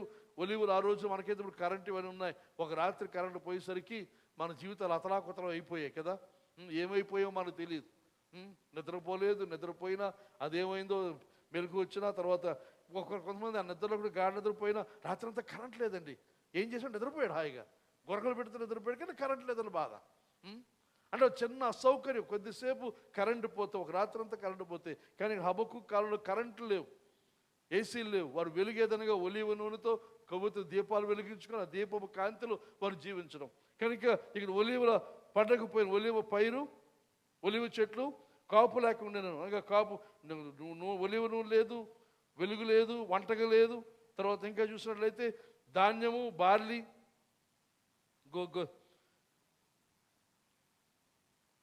చేనులోని పైరు, పంట లేదు, ధాన్యం లేదు, బియ్యం లేవు, గోధుమలు లేవు, బార్లీ లేదు, రొట్టె చేసుకోవడానికి వీలు లేదు. తర్వాత ఇంకా చూస్తే గొర్రెల దొడ్లు లేకపోయినా అనగా గొర్రెలు లేవు, మేకలు లేవు. ఇంకా ఏమున్నాయి? పశువులు లేకపోయి అనగా ఆవులు, గేదెలు లేవు. మరి పశువులు ఎన్ని లేకపోతే ఏమవుద్ది? మాంసం లేదు. తర్వాత పాలు లేవు, టీ లేదు, కాఫీ లేదు. పాలు లేకపోతే ఏం చేస్తాం? ఇంకేమంటున్నాడు? తినే ఆహారం సాలలో పశువులు లేకపోయినాను మనకి తినడానికి తిండికి ఏమీ లేని పరిస్థితులు, నిస్సహాయ పరిస్థితులు, జీవనం కొనసాగడానికి అవసరం ఏది కూడా లేక పూర్తిగా ఇంకా స్టార్వేషన్ అండ్ డెస్టిట్యూషన్ అనగా ఇంకా ఆకలికి అలవటించి చనిపోయే పరిస్థితులు నాకు సంభవిస్తే ఏం చేస్తానంటున్నాడు? చేయగలవా? ఇలాంటి జరిగితే ఏం చేస్తాం? అయ్యో గోల పెట్టేస్తాం. ప్రభుత్వం ఏం చేస్తుంది? మన కౌన్సిలర్ ఏం చేస్తున్నాడు? మన మెంబర్ ఏం చేస్తున్నాడు? ఎలక్ట్రిసిటీ బోర్డు ఏం చేస్తుంది? అందరి మీద కంప్లైంట్లు, గొడవ చేస్తాం, మనం హర్తాలు చేస్తాం, దిగిపోతాం, రోడ్డు మీద ఊరేగింపుకి వచ్చేస్తాం. కానీ హబక్కూకు ఏమంటాడు? ఇవేవి లేకపోయినా నేను యెహోవా యందు ఆనందితుడు. ఫిలిప్పీయులను చూస్తాం, ఆనందించు మరలా చెప్పుదును ఆనందించు. ఎందుకు?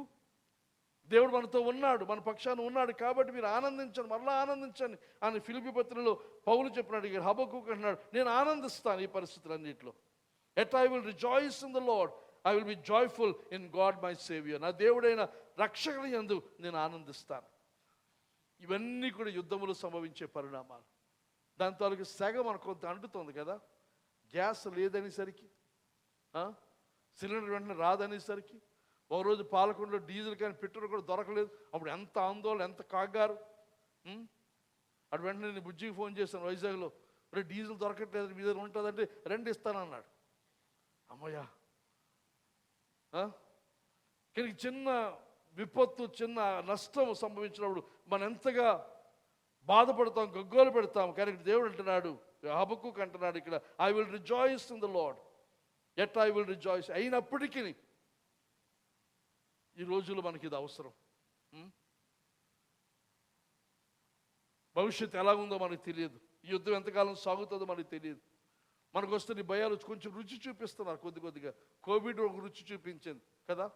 కోవిడ్ రుచి చూసారా? అది ఎలాగుంది, అది అదృశ్యమైనది. ఆ వైరస్ ఏం చేసింది, ఎలాగొచ్చింది అలా పోయింది, ఎంతమందిని తీసుకొని పోయింది. ఎలా పోయారో మనకు తెలియదు. ఒకసారి అనిపిస్తుంది, అయ్యో అది కోవిడ్ రాకపోయి ఉంటే ఇంకెంతమంది ఉండేవారు. కానీ అందరూ ఎలా ఒక భయంకరమైన పరిస్థితి అకస్మాత్తుగా సంభవించింది. కానీ ఎప్పుడు ఏమవుతుందో మనకు తెలియదు, దాని పరిణామాలు ఎలా సంభవిస్తాయో తెలియదు, యుద్ధం ఇంకెలాగవుతుందో తెలియదు. ఇప్పుడు ఏదో మన రుచిగా డీజిల్ ఒక రోజు లేదు, లేదా పెట్రోల్ ఒక రోజు లేదు, గ్యాస్ ఒక నెల లేదా 10 రోజులు ఆలస్యం అవుతుంది. ఒకవేళ రాకుండా పోతే లోకమంతా ఎలాగున్నా క్రైస్తవులు ఏం చేయాలి? యెహోవా యందు హబక్కూకు దేవుని పట్టుకుని వేలాడిన వాడుగా, దేవుని యందు ఆనందించినట్టుగా, ప్రభువా మేము కూడా నీ యందు మేము ఆనందిస్తాం. ఆ తర్వాత 19 వచనం అంటాడు హబక్కూకు, 18 వచనం చివరి, నా రక్షణకర్త నా దేవుని యందు నేను సంతోషించేదను, ప్రభువుకు యెహోవాయే నాకు బలం. ఈ పరిస్థితులన్నిటి కూడా నాకు బలం. ఆయన ఇంట్లో బియ్యం లేదు, తాగడానికి నీళ్ళు లేవు, తర్వాత పొయ్యి వెలిగించడానికి గ్యాస్ లేదు, ఏదైనా చేద్దామంటే నూనె లేదు, ఉప్పు లేదు, కారం లేదు, ఏమీ లేవు. ఏం చేస్తాం? ఆయనే నాకు బలం, నా రక్షణకర్త దేవుని నేను ఆనందిస్తాను, ఆయన యందు నేను సంతోషిస్తాను. ఇవేమీ లేకపోయినా ఆ ఆత్మీయ స్థితికి మనందరం రావాలి. హబక్కూకు 1వ వచనం 3వ వచనం తన ప్రయాణం మనం చూస్తే ప్రశ్నతో మొదలయ్యాడు. ఆ ప్రశ్నలో నుండి ఇంకొక జవాబు, అందులో నుంచి చూసిన ప్రశ్నలు పోయి ఇప్పుడు వస్తున్న స్థితి అతనిగా ఏది ఎలాగున్నప్పటికీ ఇది ఏమంటాం, వైరాగ్యం కాదు, ఇది విశ్వాసం. వైరాగ్యం అనేది దేవుని తొలగిపోయేది, కానీ విశ్వాసం అనేది దేవుణ్ణే పట్టుకుని, ప్రభువా నువ్వు ఇచ్చినా ఇవ్వకపోయాను, నువ్వు చంపినా నీవే దేవుడు. షడ్రక మేషక అబేద్నెగోలు చెప్పిన మాట, ఆయన సమర్థుడు, కానీ ఒకవేళ రక్షించకపోయినా మేము ఆయన వదలం, నీ విగ్రహానికి మేము నమస్కారము చేయము. ఈ రకమైన తెగింపుతో కూడిన విశ్వాసం దేవునికి సంగమా మనకు అవసరమైంది. అది హబక్కూకు అంటున్నాడు, ఐ విల్ బి స్ట్రాంగ్, నేను బలంగా ఉంటాను in the face of all obstacles. ప్రభువు యెహోవాయే నాకు బలం, ఆయన నా కాళ్ళను లేడి కాలువలు చేయను, ఉన్నత స్థలముల మీద ఆయన నన్ను నడవచేయను. నా కాళ్ళను లేడి కాళ్ళగా చేస్తాడు, ఉన్నత స్థలాల మీద ఆయన నన్ను నిలబడతాడు. యెహోవాయే నాకు బలము, యెహోవాయే నా రక్షకుడు, యెహోవాయే నా బలము, దేవుడే నా శక్తి, నా బలము. ఆయన నా కాళ్ళకు బలం ఇస్తాడు. ఇందాక చెప్పాడు, నా కాళ్ళు వణుకుతున్నాయి. ఏమన్నాడు అక్కడ? ఎముకలు కుళ్ళిపోవచ్చున్నవి. ఇది తెలుగులో సరిగ్గా తర్జుమా చేస్తారు, ఇంగ్లీష్లో ఆ మాట రాదు. ఇంగ్లీష్లో వణుకుతున్నట్టుగా ఉంటుంది, కానీ ఒరిజినల్ భాష చూసినప్పుడు కుళ్ళిపోవడమే కరెక్ట్. సరిగ్గా తెలుగులో సరిగ్గా తర్జుమా చేశారు. ఎముకలు కుళ్ళిపోవచ్చున్నవి. కానీ అంటున్నాడు, ఏమంటున్నాడు ఇక్కడ? విశ్వాసముతో నా కాళ్ళను లేడి కాళ్ళకున్న బలం ఏమిటి? వేగం, స్పీడ్గా వెళ్ళడం. ఆ తర్వాత స్పీడ్గా వెళుతూ కొండల మీద గుట్ల మీద దాటుకుంటూ వెళ్తున్నప్పుడు దానిలో ఉన్న ఆ షోర్ ఫుటెడ్నెస్ ఏదంటాడంటే ఇక్కడ, నా కాళ్ళను లేడి కాళ్ళ వల్ల చేయను. ఆ కాళ్ళకున్న విషయం వేగం మాత్రమే కాకుండా ఈ ముందు కాళ్ళు ఎగురుతూ ఉన్నప్పుడు ముందు కాళ్ళు ఎక్కడ ఆనుతాయో వెనకాల కాళ్ళు కూడా వచ్చి అక్కడే ఆనుతాయి. అలాగే ఆగినప్పుడే అది ముందుకు ఉరుక్కుంటూ వెళ్ళగలదు. కానీ ఆ రకమైన షోర్ ఫుటెడ్నెస్ అనగా ఖచ్చితంగా తన వెనకాల పాదాలు ఎక్కడ వచ్చి పడతాయో, తన ముందు పాదాలు వెళ్ళిన ప్రదేశం అందు వెనకాల పాదాలు వస్తాయి అనే ఆ షోర్ ఫుటెడ్నెస్ అనగా ఖచ్చితమైన ఆ పరుగులో దానికున్న సామర్థ్యం, దానివల్లే నన్ను దేవుడు చేస్తాడు. అని నేను పరిగెడుతున్నాడు, ముందుకు వెళ్తున్నప్పుడు నేను తొట్టుపడను, పడిపోను, నాకు ప్రమాదం సంభవించదు, నేను చనిపోను. తర్వాత ఇంకా చెప్పాలి, నేను వేగంగా పరిగెడుతు. ఇవన్నీ కూడా హబక్కూకు గ్రంథంలో తన మాటలన్నిటి క్రోడీకరించి ఈ మాటలు హబక్కూకు చెబుతా ఉన్నాడు. హబక్కూకు అంటాడు, నేను కనిపెడతాను. ఈ కనిపెట్టడం ఎలాంటి దానికి కాయిగా తలుపులు వేసుకొని కూర్చొని లేకపోతే కళ్ళు మూసుకొని కనిపెట్టడం కాదు ఇది. తను అంటున్నాడు, నేను లేస్తాను, పరిగెడతాను. ఆయన విశ్వాసంతో నేను పరిగెడతాను, నేను ముందుకు వెళతాను. ఒకవేళ హబక్కూకు ఈ సమయంలో హబక్కూకు క్షమించిన కీర్తన 18వ కీర్తన ఒకసారి చదివి ముగిద్దాం. 18వ అధ్యాయం 32వ వచనం. కీర్తన హబక్కూకు కాదు, కీర్తన 18 22 32 33 వచనాలు.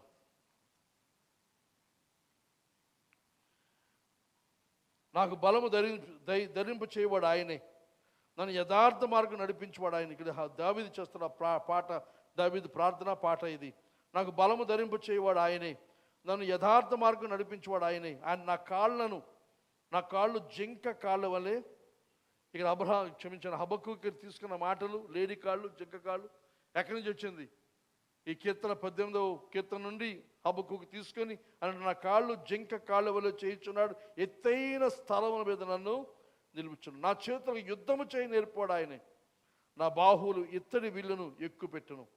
ఆయనకు శక్తి అని బలం, దేవుడు నాకు ఎలా సహాయం చేస్తాడు, నడిపిస్తాడు అనేది ఇక్కడ హబక్కూకు తెలియజేస్తూ ఉన్నాడు. దావీదైతే తన గతాన్ని బట్టి ఈ పాటలు రాశాడు, కానీ హబక్కూకు తన ప్రస్తుతమందు దావీదు యొక్క మాటలు తీసుకుని నా కాళ్ళు లేడి కాళ్ళు వల్లే ఆయన చేసి తన ముందుకు తీసుకుని వెళ్తాడు. ఉన్నత స్థలం మీద ఆయన నన్ను నడిపిస్తాడు. కనుక ఈ సమయమందు మనం గుర్తు చేసుకోవాల్సింది, మన తలంపులో ఉంచుకోవాల్సింది, ఐ విల్ వెయిట్, నేను కనిపెడతాను.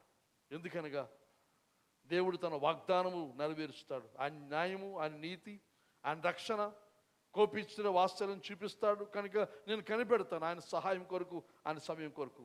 తర్వాత ఎలాంటి ప్రతికూల పరిస్థితి సంభవించినా నేను ఆనందిస్తాను. ఎవరి యందు ఆనందిస్తాను? దేవుని యందు. మనకు ఆనందం కలగాలంటే మన బ్యాంక్ అకౌంట్ గట్టిగా ఉండాలి, మన ఉద్యోగాలు స్థిరంగా ఉండాలి, మన రాబడి స్థిరంగా ఉండాలి, మన పొలాలు బాగా పండాలి, వ్యాపారం బాగా జరగాలి, చేతిలో డబ్బు ఉంటే మన ధైర్యం. కానీ అవన్నీ కాదు అంటున్నాడు, నేను యెహోవా యందే, ఈ దేని ఎందుకు ఆనందం, ఇవన్నీ ఉంటాయి పోతాయి మనం చెప్పలేం. కానీ దేవుడు మాత్రం స్థిరమైన వాడు. కనుక I will rejoice because God will always be there as my saviour. నా రక్షకుడుగా ఆయన ఎప్పుడు నా కోసం ఉంటాడు. కానీ ఆయన యందు నేను ఆధారపడతాను. I will press on in mission. నేను చేయవలసిన కార్యము చేస్తూనే ముందుకు సాగుతాను, నేను ఆగిపోను. లేడి వల్ల నేను పరిగెడతాను, జింక వల్ల నేను పరిగెడతాను, ప్రభు కొరకు నేను సాధిస్తాను అని చెబుతాడు. ఆఖరిగా ఫిలిప్పీ పత్రిక 3వ అధ్యాయంలో పౌలు యొక్క ఈ మాటలతో నేను ముగిస్తాను. ఫిలిప్పీ పత్రిక 3వ అధ్యాయం, చాలాసార్లు ఈ వాక్యం ప్రస్తావించాను. 3వ అధ్యాయం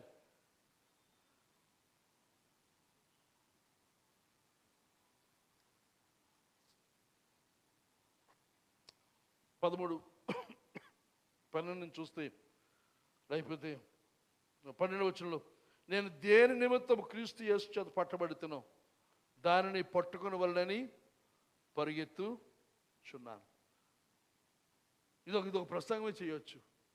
నేను దేని నిమిత్తము క్రీస్తు యేసు చేత పట్టబడుతున్నో దానిని పట్టుకుని వలనని పరిగెత్తుచున్నాను. వెనక్కి మరిచి ముందున్న వాడు పరిగెత్తని చెబుతూ ఈ సందర్భంలో పౌలు అంటాడు, నన్ను దేవుడు పిలిచాడు, దేవుడు తన బిడ్డగా నన్ను చేసుకున్నాడు, నా విషయమైన సంకల్పం ఉంది. ఎఫెసీ పత్రికలో చెప్పాను కదా, మన గురించి ఆలోచనలు ఉన్నాయి, మన గురించి ముందుగా సిద్ధపరిచిన సత్క్రియలు ఉన్నాయి.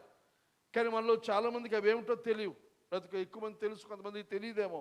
ఇద్దరు మంది మనవి చేస్తున్నాను, దేవుడు నన్ను ఎందుకు పిలుచుకున్నాడో దానిని పట్టుకుని వల్లని నేను పరిగెత్తుచున్నాను. అంటే నా జీవిత లక్ష్యం ఏమిటి, నా జీవిత గురి ఏమిటి, నేను ఏం చేయాలని దేవుడు నన్ను రక్షించాడు, ఏం చేయాలని దేవుడు నన్ను పిలిచాడు,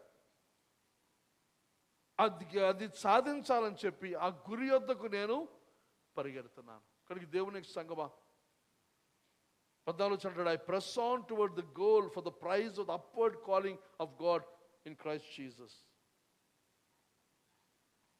క్రీస్తు యేసునందు దేవుని 14 దేవుని ఉన్నతమైన పిలుపునకు కలుగు బహుమానం పొందవల్లని గురి యొద్దకే పరిగెత్తుచున్నాను. నేను దేని నిమిత్తం పట్టబడ్డాను దానిని పట్టుకోవాలని పరిగెడుతున్నాను. ఇంకా అంటాడు, దేవుని ఉన్నతమైన పిలుపునకు కలుగు బహుమానం పొందవలని ఆయన పిలిచాడు. ఆ పిలిచిన పిలుపుకు బహుమానం ఉంది, ఆ బహుమానం పొందుకోవాలని పరిగెడుతున్నారు. కానీ ఈ దినమందు ఆఖరిగా చెబుతున్న మాట ఏదనగా, ఈ లోకాన్ని మనం విడిచే సమయానికి నా పరుగు ముగించాను, నేను చేయవలసిన పని నేను చేశాను, దేవుడు నాకు అప్పగించిన పని నేను ముగించాను, నా పరుగు పూర్తయింది, నాకు దేవుడు సిద్ధపరిచిన బహుమానం పొందుకుంటాను అని పౌలు వలె మనలో ఎంతమంది సాక్ష్యం ఇవ్వగలం? ఆ సాక్ష్యం ఇవ్వకపోతే ఇవ్వలేని స్థితిలో ఉంటే ఇప్పుడైనా ఆలోచించండి, మన జీవితం వ్యర్థం. ఎందు నిమిత్తం నన్ను పట్టుకుని, ఎందుకు నన్ను ఈ ప్రశ్న, ప్రభు నన్ను ఎందుకు ఇక్కడ పాలకొండలో గుడ్ న్యూస్ చర్చిలో పెట్టావు, అది అడగండి దేవుడు. ఇక్కడ ఎందుకున్నాను నేను? ఇక్కడ నా పని ఏమిటి, నా బాధ్యత ఏమిటి, నీ కొరకు నేను ఇక్కడ చేయవలసింది ఏమిటి, ఎందుకొరకు నన్ను పిలుచుకొని నేనేం చేయాలి? లేకపోతే ప్రభు యొక్క చిత్తం ఇక్కడ కాదనుకోండి, ప్రభు అయితే నేను ఎక్కడ ఉండాలి, ఏ ఊర్లో ఉండాలి, ఏ సంఘంలో ఉండాలి, ఎవరితో ఉండాలి అని ఒకసారి పరిష్కారంగా తెలుసుకొని, ఎందుకు పిలిచావు ప్రభు, ఆ పని నేను చేస్తాను, దాని కొరకు ఏం చేయాలి? ఏమంటాడు ఇక్కడ? పరిగెట్టాలి. హబక్కుకు ఎలాగ పరిగెడతాడు? లేడి వల్లే పరిగెడతాడు. దేవుడు నన్ను పరిగెత్తింపజేస్తాను, నేను వెళ్తాను, సాధిస్తాను, ఎత్తైన ఉన్నత స్థలాలు నేను ఉంటాను. కనుక దేవుడు పిలిచిన ఉన్నతమైన పిలుపును మనం సాధించి పరలోక మహిమలు, ఆ నిత్యత్వ మహిమలు మనం ప్రవేశించి ఆయన ఇచ్చే కిరీటాలు, ఆయన ఇచ్చే బహుమానం పొందే వారంగా మనం ఉండాలి. నాకు ఆశ ప్రార్థన ఏదనగా మనం ఎవరూ కూడా ఊరికినే ఏదో మందిలాగా వెళ్ళిపోవడం కాదు, జనాల్లో ఒక గుంపులో గోవిందం కాదు. ఒక్కొక్కరు ప్రత్యేకంగా దేవుని నిలబడి, ప్రభు నీవు నన్ను ఏర్పాటు చేస్తున్న పనిని నేను చేశాను, నేను ఉన్న చోట నేను ఉన్నాను. చాలాసార్లు అనుమానం వస్తుంది, సందేహం వస్తుంది, ప్రభు నువ్వు చెప్పావు పాలకొండ వచ్చాను, లేకపోతే ఇంకెక్కడైనా ఉంది, కానీ నువ్వు చెప్పకుండా వచ్చాను, కానీ ఇక్కడ నేను చేయవలసిన కార్యం దేవుని పిలుపు మేరకే తప్ప వేరే ఏ రకమైన ఉద్దేశం లేదు, ఏ రకమైన ఏమంటాం ఆశ కానీ, ఆనందం కానీ, లేకపోతే శోధన కానీ, లేకపోతే ఆకర్షణ కానీ లేదు. అయితే మనం ఎందుకున్నాం ఇక్కడ? దేవుని పిలుపా, దేవుని చిత్తమా, లేకపోతే మన సొంత ఉద్దేశమా, మన సొంత ఇష్టాన్ని నెరవేర్చుకోవడానికి ఉన్నామా? నీ పిలిచిన పిలుపులు దేవుని నిమిత్తమైతే క్రీస్తు యేసు చేత పట్టబడుతున్నావు, దేవుని చేత మనం పట్టబడితే మన ఇష్టం ఉండదు. ఇక దేని కొరకైతే నన్ను పట్టుకున్నాడో దానిని పట్టుకోవడానికి, దేవుడు దేన్ని ఉద్దేశించి నన్ను పిలుచుకున్నాడో ఆ పిలుపుని నెరవేర్చడానికి నేను పరిగెడుతున్నాను. కానీ హబక్కుకు పూర్తయింది గ్రంథం. దేవునికి సంగమా, మన జీవితాల్లో ఎలా ఉన్నాం మనం? హబక్కు గ్రంథం అంతా మళ్ళీ చదవండి, చెప్పిన వాక్యాలని మళ్ళీ చదవండి, మళ్ళీ ధ్యానం చేయండి, మళ్ళీ ఇంకోసారి యూట్యూబ్లో వినండి. దేవుడు మనందరూ దర్శించి మన ముందుకు తీసుకొని వెళ్ళును గాక. ఆమేన్, ఆమేన్. ఈ పాట నన్ను వదలడం లేదు, ఆ పాట పాడి నేను ముగిస్తాను.